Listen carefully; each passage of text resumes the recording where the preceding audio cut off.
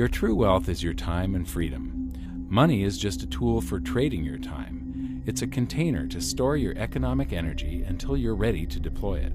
But the whole world has been turned away from real money and has been fooled into using currency. A deceitful impostor that is silently stealing your two most valuable assets, your time and your freedom. Welcome to the rabbit hole.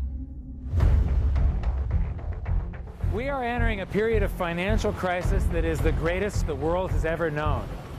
The wealth transfer that will take place during this decade is the greatest wealth transfer in history. Wealth is never destroyed, it is merely transferred, and that means that on the opposite side of every crisis there is an opportunity. The great news is that all you have to do to turn this crisis into your great opportunity is to educate yourself.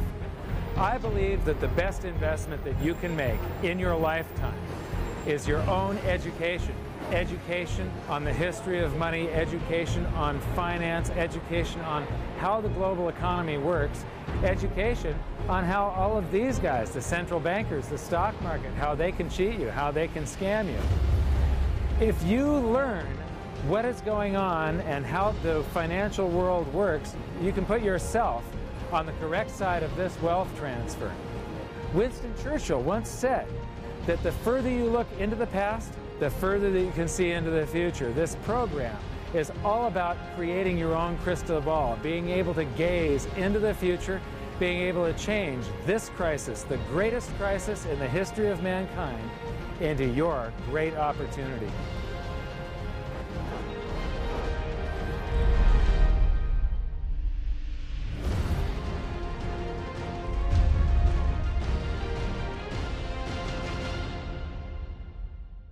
The hidden secrets of money, some of them are hidden in plain sight. They're like right in front of you.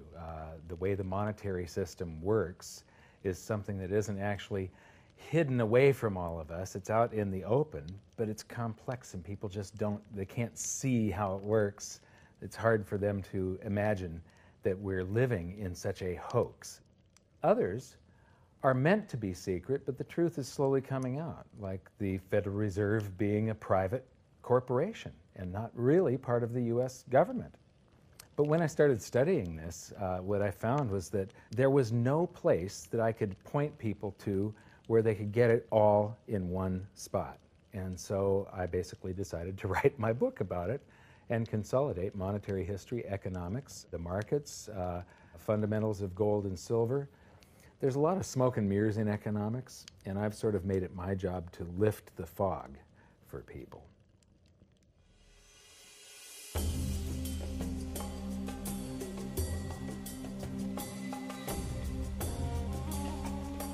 Welcome to Egypt. This is where it all began. Roughly 5,000 years ago, the Egyptians started using gold and silver as their predominant form of currency. But it was not yet money. The pieces of gold and silver that they were using were odd sizes and weights, odd purities, so it still was not interchangeable, where each unit is the same as the next. This meant that nothing really had a price yet. You couldn't put a price of so many coins on something because they didn't have coins yet. Trade was still difficult. It was still a guessing game when it came to the exchange of values. One of the reasons that we are in the financial mess that we are today globally is that people do not understand the difference between currency and money. Currency is a medium of exchange, a unit of account. It is portable, durable, divisible, and something called fungible. Fungible means that each unit is the same as the next unit. A dollar in my pocket buys the same amount as a dollar in your pocket. Money is all of those things plus a store of value over a long period of time. Even financial planners, bankers, your accountant, they don't understand the difference between currency and money. The currency in your pocket is a medium of exchange. It's a unit of account because it's got numbers on it. It's somewhat durable, it's portable, it's divisible in that you can make change, and it's fungible. A dollar in my pocket buys the same amount as a dollar in your pocket. But because governments can print more and more and more of it, and dilute the currency supply, it's continually transferring wealth out of your pocket, out of your bank account, to the government and to the banking system. The reason that gold and silver are the optimum form of money is because of their properties. It's an easy medium of exchange because gold and silver store a large amount of value in a very small area. It's a unit of account. Pure gold has the same value all over the planet. So an ounce of gold buys the same amount here in Egypt as it would in China or in the United States. It's durable. The same gold that Egyptians were using in trade 5,000 years ago is still here with us today. It does not corrode. It's divisible. You can make change with it. It's very portable. You could use something like oil as money. It's just that you can't carry around a barrel of oil on your back. It's fungible. Pure gold is the same wherever it is on Earth. Pure silver is the same wherever it is on Earth. It's limited in quantity. That's the reason that it maintains its purchasing power. Governments cannot print it. Over the last 5,000 years, only gold and silver have maintained their purchasing power. There have been thousands upon thousands of fiat currencies, currencies that are unbacked by gold or silver, and they have all gone to zero. It's a 100% failure rate. Well, fiat currency, of course, is a currency that exists at the dictate or by fiat from a government. You see, they have their printing presses, and the paper money rolls off the printing presses. And then they give it the fiat designation, which makes the currency official. It's just worthless paper. But when Ben Bernanke gives it the special sign, and they have the cult meeting at the Federal Open Market Committee meetings, it suddenly becomes currency. If you look at what's really going on, it's a con game. And so there's confidence. Well, the Federal Reserve is very forthright about what they're doing. If you read their websites, they'll tell you it's a confidence game. They tell you that there's no intrinsic value in their money. They'll tell you that they print it backed by absolutely nothing. They actually display all these facts. But if you tell somebody in the public that this stuff is created out of thin air, there's no backing whatsoever, it's absolutely worthless, it's about as valuable as monopoly money, they'll look at you like you're nuts. Is there an example throughout history of a fiat currency, a piece of paper that's unbacked by anything, surviving? Short answer, no. Long answer, no. And here's why. When Addison Wiggin took over at the Daily Record, when they got cranked up, Bill Warner asked him to catalog all of the fiat currencies throughout history and what happened to each of them. Addison dutifully went to work. Within a short period of time, he had gone through the alphabet. All the fiat currencies that started with the letter A were done. They all went to zero. He was halfway through the letter B, and all the fiat currencies that started with the letter B, and there were 600 of them in just the first letter and a half of the alphabet, and every single one of them went to zero. Every one. 600 fiat currencies that start with the letter A, and half of the ones that start with the letter B are 600 of these things. Not one ever came close. You think this one, the United States dollar, is going to be the first one after all that? I don't think so. No. No currency, fiat currency has ever survived. None. The thing about money is there actually is a fairly well accepted definition of what money is. The question is, as you apply that definition to particular things that people claim to be money, do they fit the definition? We'll just take the paper dollar, for example. How well does it perform those functions? Well, store of value. The dollar has lost 95% of its purchasing power since the creation of the Federal Reserve in 1913. So not very good as a store of value. One of the things I do is just a way to get the audience's attention is I have a slide, and there are 3 pictures on the slide. One is a pile of monopoly money. The other one is a pile of Federal Reserve notes, what Americans would call paper money. The other one is a solid gold American Eagle 1-ounce coin. And the title of the slide is, which of these is not like the other? And if you know the show Sesame Street, or you have children who watch it, it's one of the favorite vignettes in Sesame Street. And what it really is a kind of IQ test for 5-year-olds. They're supposed to look at the 3 things and look at characteristics and find the one that's not like the other. Well, I've shown this slide to groups of Ivy League University professors, and I've also shown it to children, kind of 5 years old, my nieces and nephews and so forth. And when the professors look at it, they say, well, clearly the dollars are not like the others because gold has no role as money, and monopoly money is junk, and the American dollar is a store of value, so that's not like the other. But the children look at it and they say, well, the gold coin is not like the other because the other two are just piles of paper, and the gold coin is clearly something different. So my question to the audience is, who's smarter, a 5-year-old or an Ivy League professor? Before World War I, each note that a Treasury issued would say that there have been deposited with the United States Treasury $20 in gold coin payable to the bearer upon demand. The money was in the vault.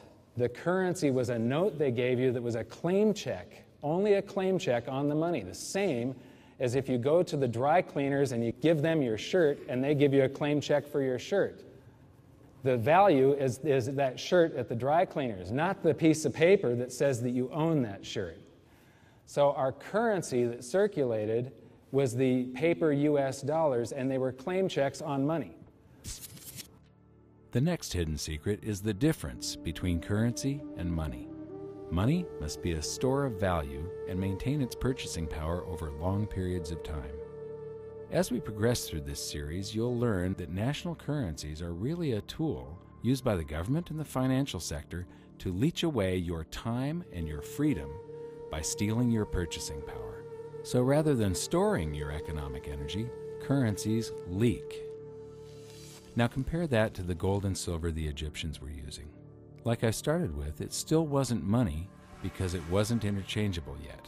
But they were on the right track, as gold and silver have proven over thousands of years to be the ultimate store of value.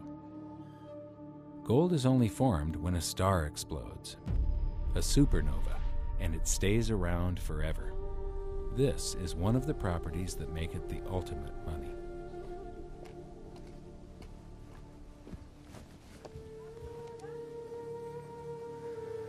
People are amazed that after 5,000 years, the pyramids are still here. But what I'm more amazed at is that the currency that the people that built this were using, that currency, that gold and silver that they were using in trade on a daily basis, is still around today. It may have been melted down and re-refined, and it's in a coin or a bar or in some piece of jewelry, but it's still with us today, and it still purchases something. Yes, it is the ultimate money because there is nothing else even in the same league.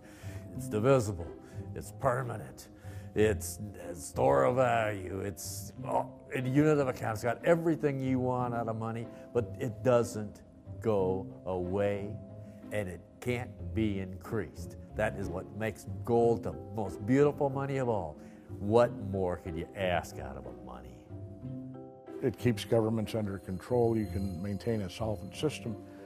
Governments don't like gold at present because they're getting away with the fiat currencies, and they'll do everything they can to discredit it as an asset class. I mean, my goodness, gold has outperformed the Dow Jones Industrial Average in each of the last 7 years, yet it's not considered a legitimate asset class. Why? Again, it's the fear that maybe gold will be imposed on the system, that it will constrain government ability to spend beyond its means. They can't print it. They can't print it, no. The proper definition of inflation, I use Milton Friedman's definition. Inflation is an expansion of the currency supply. Deflation is a contraction of the currency supply. If you expand the currency supply, eventually prices will rise. And if you contract the currency supply, eventually prices will fall. This is a pool, but it's not a pool of water. This is the currency pool. And these are prices. And if you expand the currency supply, prices like a sponge in water have to rise to suck up the excess currency. Governments never stop printing more currency and adding currency to circulation. Therefore, prices keep on going up, not because the stuff that you're trying to buy is changing. The real estate doesn't change. What has changed is the currency purchases less and less. It's the currency going down, not prices going up. The truth is, what we have that makes our world work right now is a big story. None of it's real. It's all just promises. And if you think about it, that's how currency began to work in the beginning. You know, before we had currency, we had barter. I'll give you 3 coconuts and you give me 4 fish, because that's kind of a fair exchange on coconuts to fish. But that got complicated, so we had to invent this thing called money to be a divisible, portable medium of exchange. And the challenge is that we lost that a long time ago when we lost having things of value be our currency. And now we have this thing called numbers and accounts. But trust me, it is not real. It's a big made-up story. One of the biggest make-believe stories ever is called quantitative easing, which sounds complex, but it's really just a smoke and mirrors term for currency creation. QE started with the banking bailouts back in 2009. This currency was created out of thin air and then given to the banks, who paid themselves record bonuses in reward for crashing the world economy. This is a global phenomenon, but all you have to remember for now is that whether it's QE bailouts or stimulus programs, these are all just voodoo, hocus-pocus terms for increased currency creation. I believe gold and silver will reassert themselves as money. And when they do, there just isn't enough, and their purchasing power is going to go up many, many, many times. Egypt is an amazing place. There's a franticness about it, and utter chaos, especially like the traffic. But when it comes to like all of the merchants that are trying to get every last dime out of you, you get fleeced to the point where you come back with an empty wallet. But you know what? They're amateurs compared to Wall Street. In the past several years, I've spoken in many countries about the crisis that's coming, and a lot of people think that they're going to be okay in their country, that it's only going to happen to the United States or maybe the United States in Europe. But what they don't realize is that this is a global phenomenon. I got to show you something here. This is base currency in the United States. This is the number of paper dollars that exist, basically. It took 200 years to go from no dollars in existence to 825 billion. And then we had the bailouts, and then we had QE1, quantitative easing 1, then QE2, and then we had QE3, and then QE4, and then soon we're going to have QE57 and QE382. And it isn't just here. This is what the Canadian currency supply looks like. This is Australia, South Africa, Russia. Now, this starts out in just the year 2001, and this is like 18 times more currency in existence in a little over a decade. Here's Singapore, same story. Look at that, since the crisis, just bam. India, China, every government on the planet is doing this insane deficit spending and expanding their currency supplies, doing bailouts, and history shows that there is no example of this turning out well. It is sometimes amazing that we haven't experienced more inflation than we have. If they keep expanding the money supply so vastly, why aren't our prices growing faster than they really are? And the answer is that a good chunk of the money that the Fed created has been shipped overseas. I remember early in my research, I heard this expression that the Americans have exported their inflation. I thought, what is that? How can you export your inflation? Put it in a box and send it out? What do you do? Well, now I understand. You export your inflation by simply sending all these dollars that you created to these other countries, and then they send you their refrigerators and their cars and whatever, their TV sets. So you get hardware, and they get little pieces of paper. It's a great deal for the American people for a while. For a while. Sooner or later, all of those pigeons come home to roost.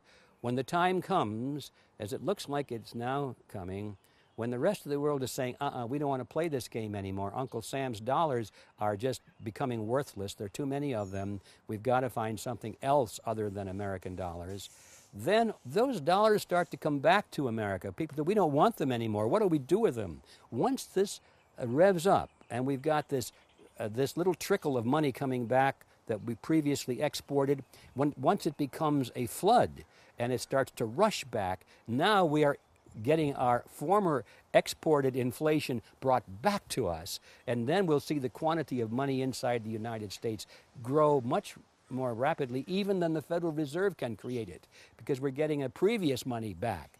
And that's when we will really see the tanking of the U.S. dollar in terms of what it will buy.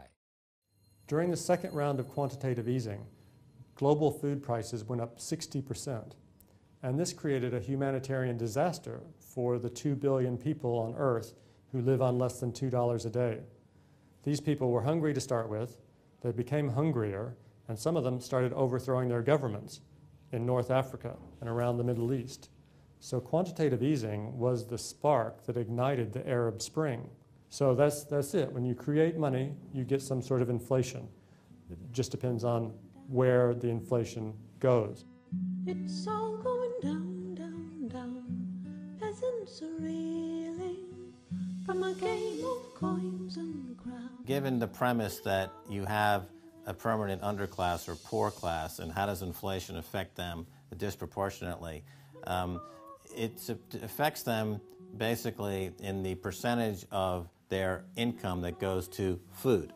And we see this as a ratio, and we know that there are some danger points. For example, in Egypt recently, once that ratio got to 40% of income going to food and the price of food rising due to inflation, when it got to 40%, that's historically a point where people actually stage a revolution. And that's exactly what we saw. The French Revolution, similarly, was all around the price of food getting to a certain critical point where people simply, the risk-reward for revolution was favorable toward revolution.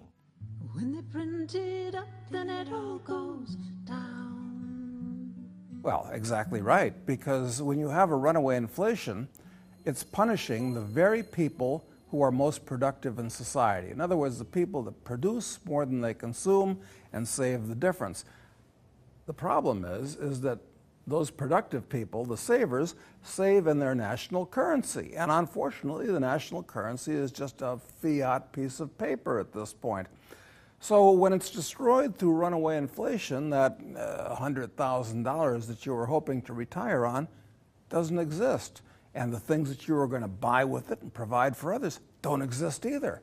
Now what are you going to do? So that all seems pretty scary.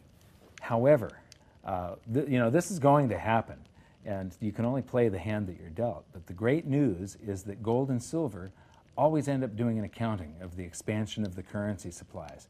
Basically, the will of the public and the free markets. When governments do this kind of stuff to their currency supply, they debase it. Eventually, it comes back in inflation. People sense the loss of their purchasing power.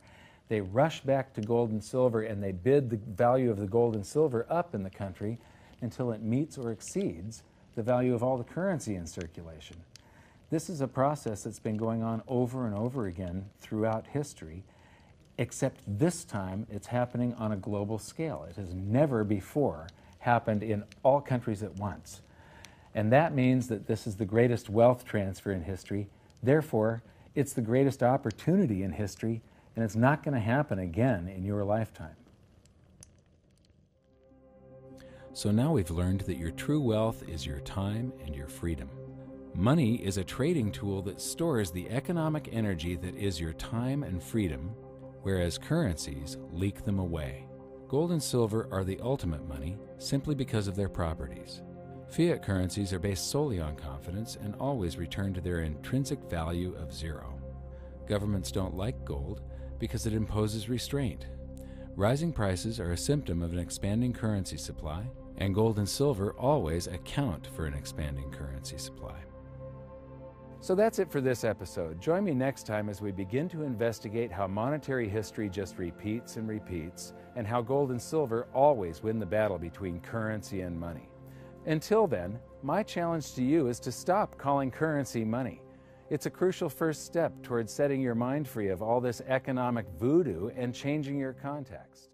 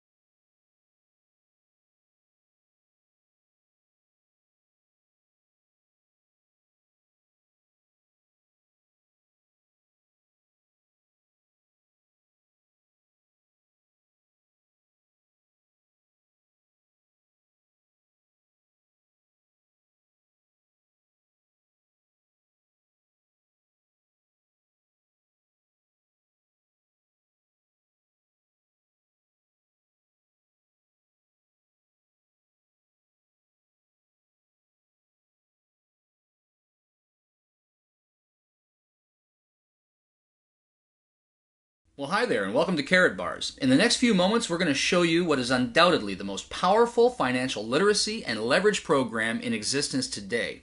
We're going to show you how to shift some of your spending habits into savings habits and get paid in both cash and gold for doing it. But first, I want to ask you a very simple question. When you think about most North Americans, Canadians and Americans alike, in a very general sense, do you think they have a plan to get themselves out of debt and be able to retire in the next 3 to 5 years? Let me ask you another question. Do you? And if you do, how's that plan really working for you? You see, I've asked that question literally thousands, maybe tens of thousands of times in the last couple of years, and I know what the typical response is. Something very similar to what you probably just thought of. And I want to show you why that is, why there's no shame in it, and what we can actually do about it. Because the numbers don't lie, they will always tell us the truth. Since 1932, under the Federal Reserve banking system, the dollar has lost 98% of its purchasing power, while gold, the vehicle that used to back our currency, has gone up 4,300%. We can look at it like this. In a typical home making typical purchases from 1980 to present day, a loaf of bread has gone up 959%. Movie tickets have gone up 438%. Housing has gone up almost 1,100%. The simple postage stamp, 800%, and milk has increased by 257%. Now let me ask you this. What's your increase been? In the last decade or so, have you been able to get a 200, 300, or even 1,000% increase to the wages that you can bring home? I don't think so. And this is exactly the problem. This is why we're living paycheck to paycheck and finding it so difficult to eliminate our debts and creating real savings because we can't get ahead of the inflation curve. We can look at it like this. $100,000 worth of cash in 1932 is worth today just $2,000 in purchasing power. Or we could look at it like this. If you had $100,000 worth of gold in 1932 and just let it sit, accumulate no interest, today it's worth $4,449,313 at the time of this video in the current gold price. Clearly, there's an inflation problem. The real store of value, gold, is increasing relative to the decreasing paper dollars. See, inflation is not an increase in the price of goods.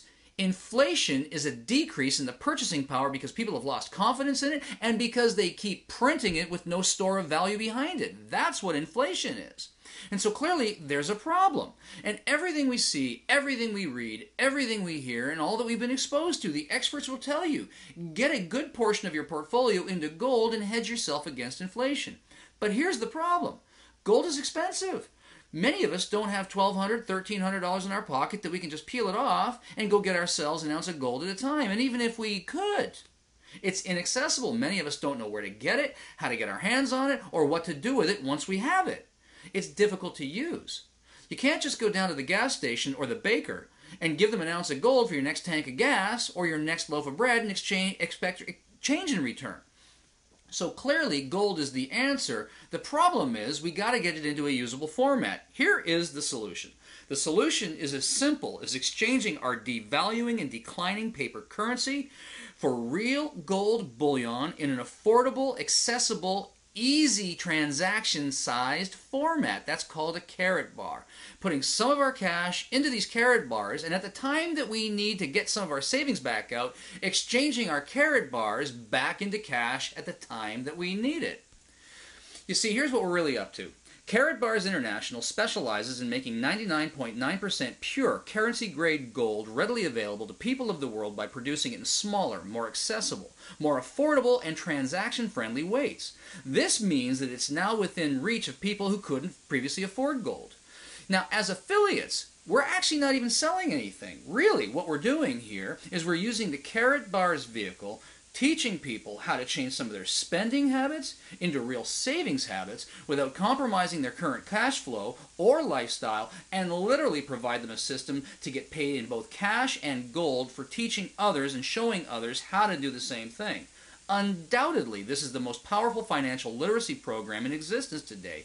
And with our powerful 3-step leverage plan, you can save money, accumulate wealth, and protect your future by eliminating debt, accelerating your cash flow, and increasing your savings simultaneously. Now this video was designed to pique your interest. It can't contain all of the info, but if it has in fact gotten your attention, here's what I'd like to suggest that you do. Please get back to the person who shared this link with you, ask them for the rest of the information, and they will be glad to do that. There is a ton of information available to help you figure this out. And if you believe that protecting your financial future is important, and you understand that both earning and leveraging both cash and gold is the most powerful way to do it, then please do get that information for yourself. And if you decide you'd like to do something, you can literally start with a free account and start a savings program in the most affordable, easy to access ways. That's true. It's absolutely true. You can start for nothing. I know it's hard to believe. I'm telling you, it's the truth. Get a free account, get the information, and then just simply decide for yourself what you'd like to do next. And if you'd like to create an affiliate program out of this and start to create residual income out of it, we'll be delighted to show you. We spent the last 30 years creating simplified sales system, powerful residual income systems, and now with the Karatbars Gold system and the e-commerce platform making it easy to exchange, accumulate, and save, we'll teach you and mentor you and support you all the way to success so that you can do it for yourself with our help. And we would love to welcome you to the team, because at the end of the day, what we're really doing is creating a debt-free, financially secure society, starting with you and then with me. Hope you've enjoyed this video. Thank you for your attention. We'll look forward to working with you soon.